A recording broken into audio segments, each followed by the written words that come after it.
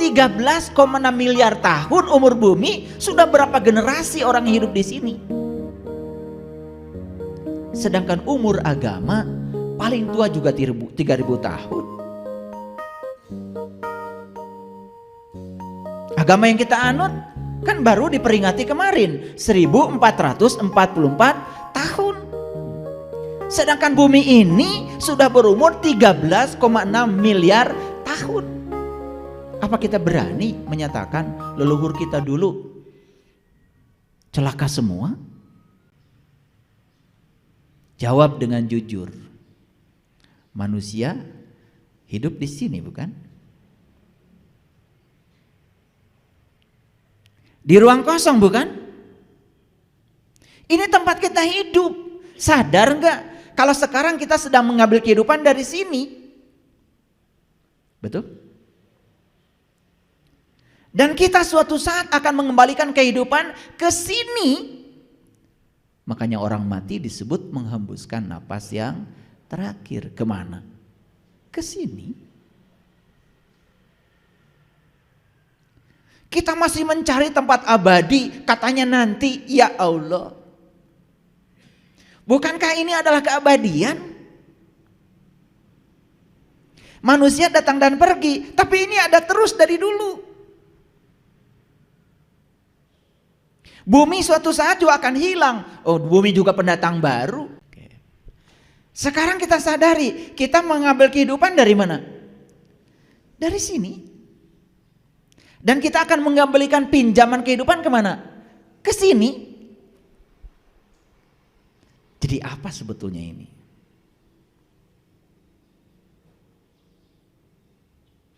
Ya tempat hidup. Tapi bisa dijelaskan? Ya nggak bisa. Dan kemanapun kita pergi kita akan ketemu ini. Akan ketemu ini. Benda-benda langit datang dan pergi.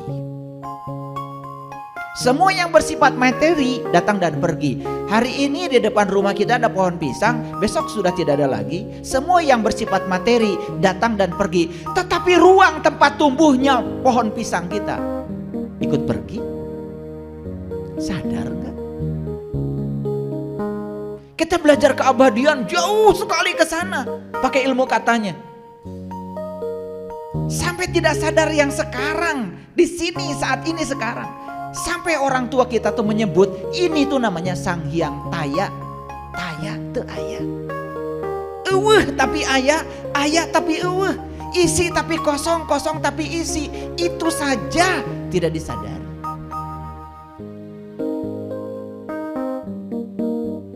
Sederhana enggak? Sederhana? Yuk. Allah mengatakan di Quran, aku meliputi semua manusia. Aku meliputi seluruh makhluk hidup. Cukup informatif kalimat itu bagi kita? Apa maknanya? Coba. Samudra meliputi ikan-ikan yang di samudra.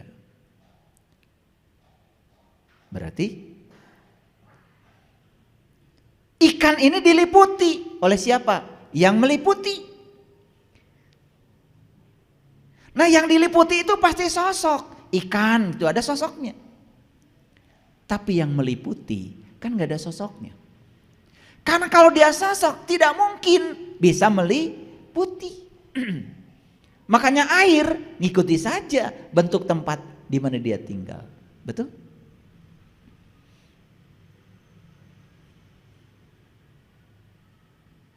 Nah ini manusia diliputi.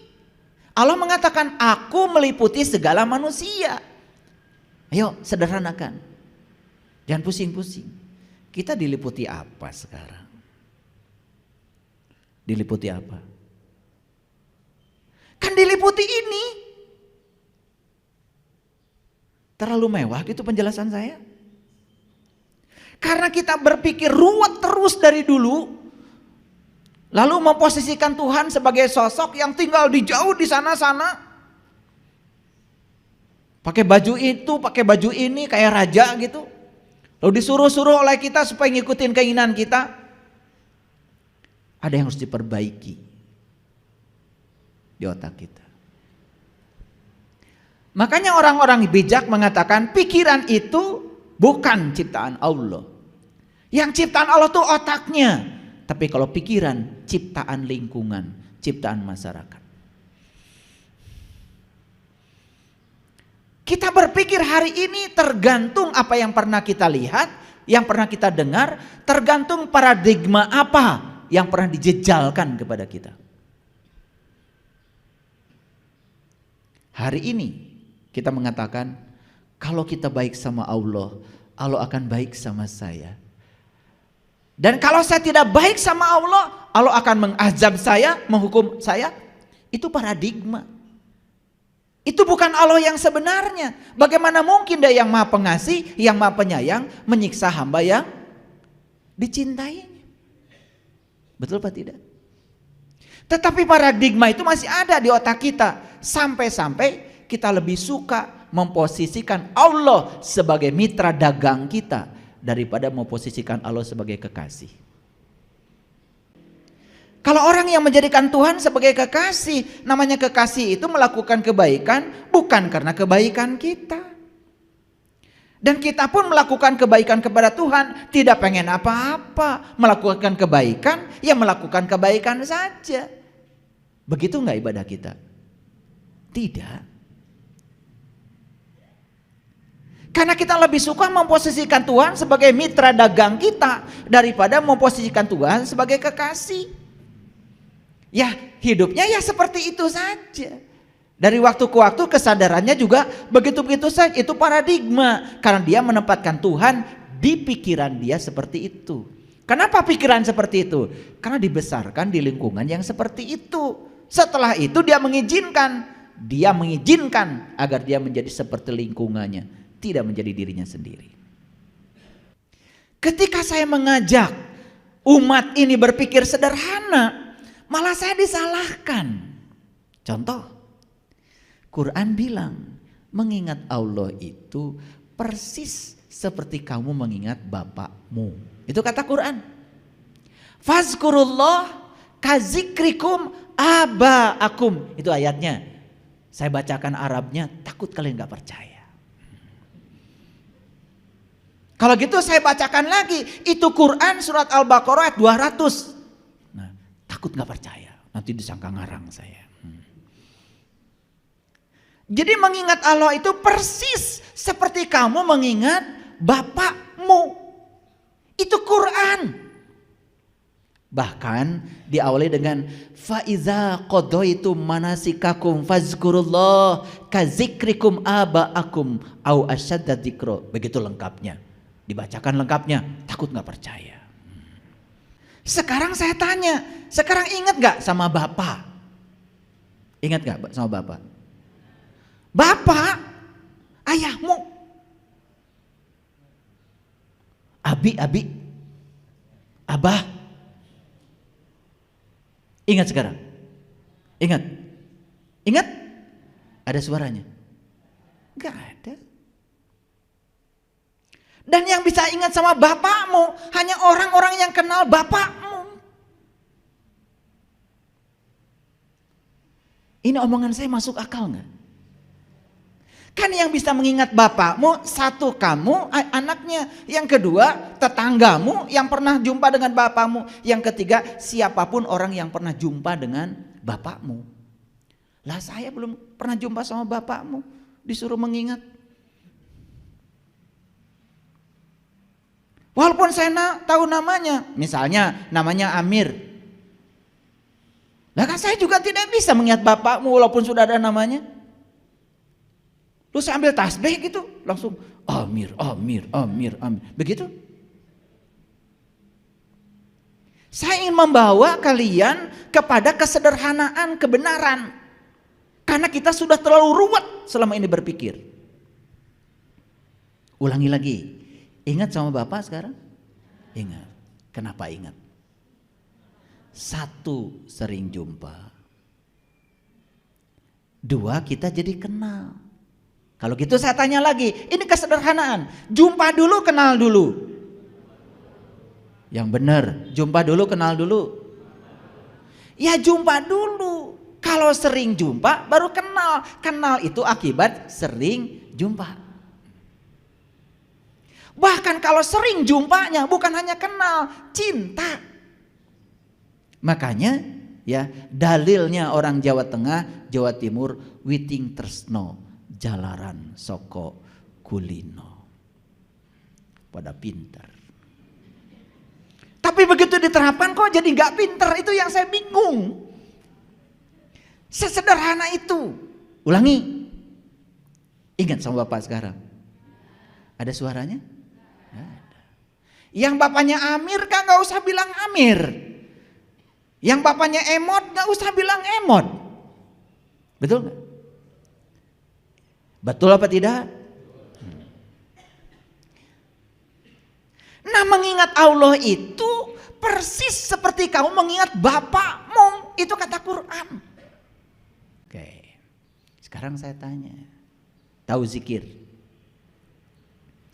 Zikir bahasa Arab, apa artinya? Mengingat.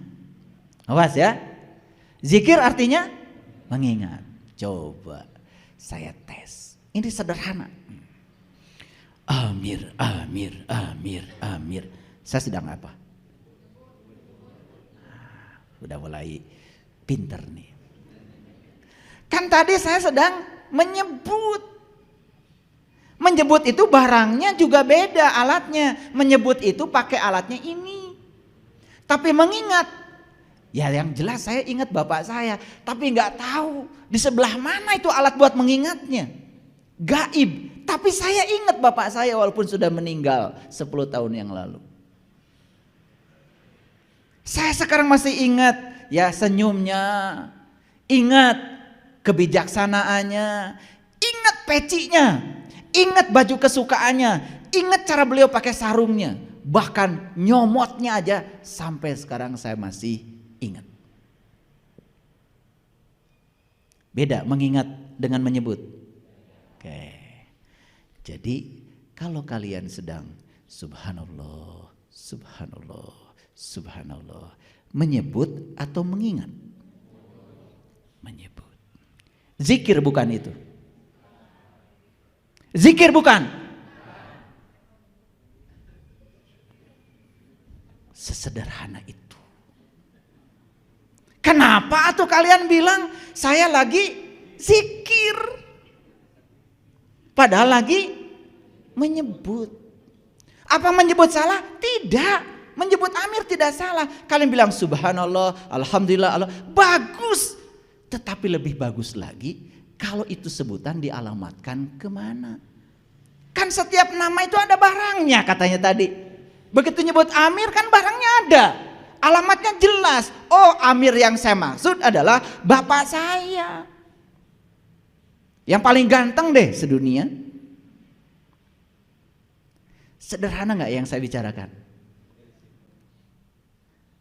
Atau masih pusing?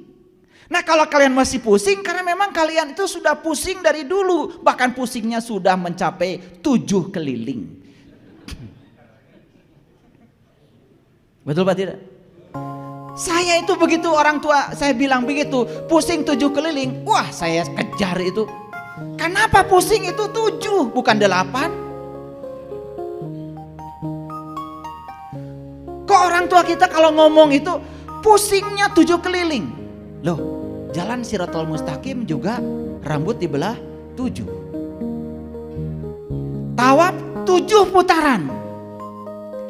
Sa'i 7 kali mundar-mandir Safa dan Marwah. Melempar jumroh pun 7 batu. Surat Al-Fatihah 7 ayat juga. Wah, jangan-jangan orang tua kita tuh kalau ngomong pasti ada pesannya. Kenapa pusing 7 keliling? Ternyata saya dapat ilmunya. Begitu saya tahu rahasia yang 7, saya gak pusing lagi. Makanya sepanjang kalian belum tahu rahasia yang 7, kalian selamat pusing 7 keliling. Ini bahasa sehari-hari kan, yang kalau dielaborasi secara saintifik keren. Keren. Cuman kita jarang memikirkannya, itu aja. Paham ya? Oke. Sederhana saya bicara kebenaran hari ini. Bisa bedakan menyebut dengan mengingat? Ya. Di Quran itu perintahnya itu mengingat. Fazkurullah dzikran katsir. Ingatlah Allah dengan ingatan yang sebanyak-banyaknya. Maaf, saya tidak menemukan sebutlah dia dengan sebutan yang sebanyak-banyaknya. Menyebut Amir, bisa nggak semua orang? Bisa. Tapi mengingat Amir, bisa semua orang? Siapa yang bisa mengingat Amir? Yang tahu Amir. Menyebut Allah, bisa semua orang? Tapi yang bisa ingat kepada Allah, bisa semua orang? Siapa yang bisa ingat kepada Allah? Hanya yang tahu dan kenal kepada Dia. Makanya orang yang tahu dan kenal kepada Dia diberi gelar oleh Allah. Gelarnya ulul albab. Ulu itu artinya pemilik. Albab itu bagian dalam dari kolbu. Dari kata lub. Jadi kolbu itu ada bagian dalamnya itu. Ada yang namanya fuad. Ada yang namanya lub. Jadi ulul albab itu pemilik kolbu. Itu yang disebut dengan ahlul bait. Karena apa?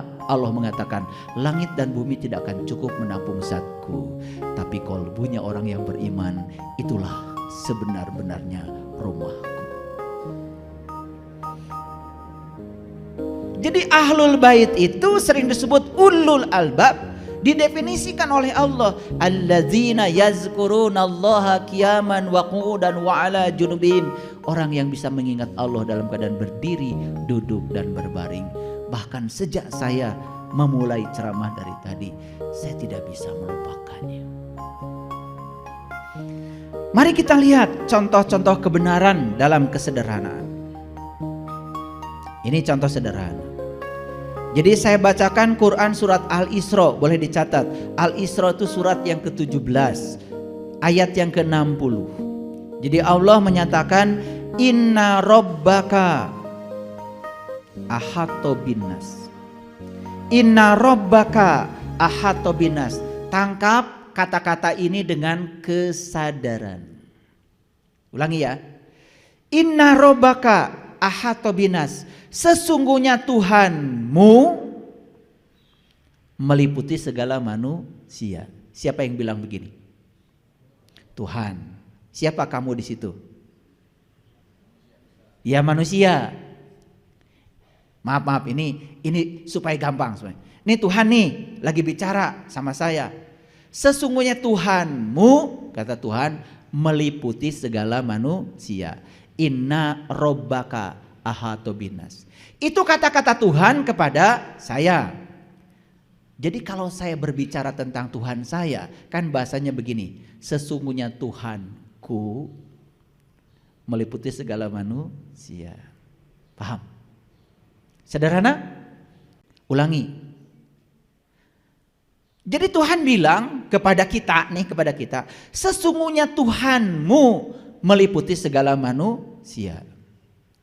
Nah kalau kita yang bilang pada diri kita sendiri, oh Tuhanku ternyata meliputi segala manusia. Jadi Tuhanku itu bukan hanya meliputi aku kalau begitu, meliputi segala manusia. Jadi bagaimana mungkin aku bisa menghina orang lain? Karena pada diri setiap manusia ada Tuhanku. Sederhana? Sesederhana itu saja kalau disadari, aduh, tidak mungkin kita menjelekkan orang, tidak mungkin kita menghina orang, tidak mungkin kita tidak membantu orang, tidak mungkin kita tidak welas asih pada orang, tidak mungkin kita menghina orang, tidak mungkin menjatuhkan nama baik orang, gak mungkin. Semua konflik, saling menjatuhkan, marah, dan lain sebagainya, kebencian, itu sebetulnya dilakukan oleh orang-orang yang tidak sadar kalau Tuhannya meliputi segala manusia. Lanjut, kalau Tuhan meliputi segala manusia, berarti Tuhan meliputi aku? Kalau Tuhan meliputi aku, kesadaran apa yang harusnya aku tanamkan? Oh, Tuhan meliputi diriku.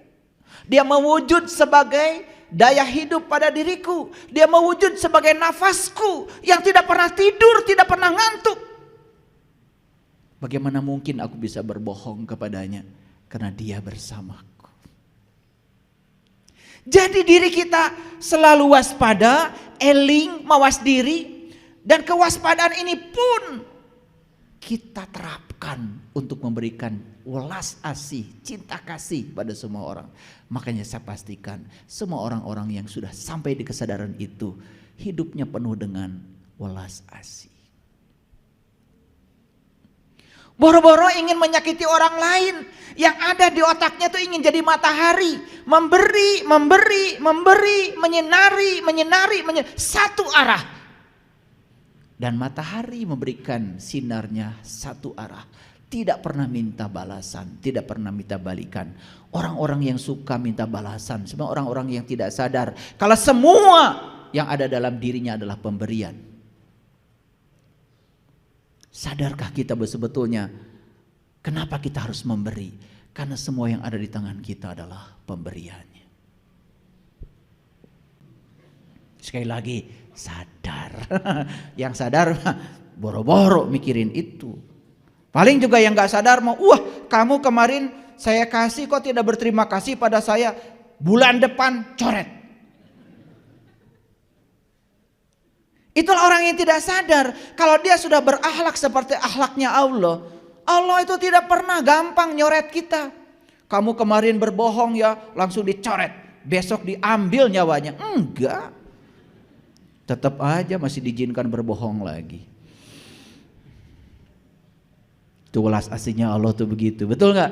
Makanya wa ahsin kama ahsanallahu ilaika. Berbuat baiklah kamu seperti aku berbuat baik kepada kamu. Luar biasa. Allah mengajarkan nilai-nilai kebaikan itu luar biasa. Baik. Jadi sadar sekarang kalau Allah meliputi semua manusia. Allahnya siapa? Allahmu. Kan Allah bilang, inna rabbaka ahata binas, sesungguhnya Tuhanmu meliputi segala manusia. Sadar sekarang, ternyata Tuhanku bukan hanya meliputi aku, tapi meliputi segala manusia. Jadi sebetulnya tubuh kita berbeda, tetapi di tubuh kita ada Tuhan yang sama. Lebih jauh lagi. Lebih jauh lagi. Apapun keyakinannya, apapun agamanya, kan dia juga diliputi Tuhan. Betul? Jadi kalau orang yang sadar sampai di titik ini melakukan kebaikan pun tidak mesti ditanya apa keyakinannya, apa agamanya. Bahkan kalau mau mendoakan mereka pun tidak pernah ditanya apa keyakinannya, apa. Rahayu Sagung Dumadi. Semoga seluruh makhluk hidup di semesta ini, baik yang kelihatan maupun tidak kelihatan, selalu berbahagia. Itu doa mulia sekali. Semoga keluarga saya bahagia. Yang lain gak usah. Itu doamu begitu. Biar saya aja yang panen banyak, tetangga gak usah. Biar dimakan tikus sama burung. Wah, orang kayak gini rezekinya gitu-gitu aja.